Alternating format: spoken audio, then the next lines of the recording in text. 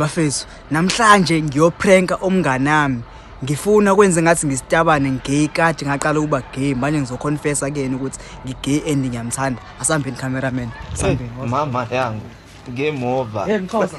Diburaz. Bakrena. Yaburuka iburaz. Bese kunento engifuna ukutshela yona kade engifisa ukutshela yona. Intone yota. Efesu. Woza necamera pho kudethethe. Yazi Efesu ukuthi le ndaba serious yabo. Into. Angifuni usudini bese ngikhuluma yebo leyo nto leyo. Yeah boy. So Efesu mina Efesu kahle ngigay. And mina kahle ngoba bengumngane wakho Efesu sengiqala ukukhetha ama feelings bengizoconfess ukuthi ngikuthanda and ngigay ayibona leyo nto leyo.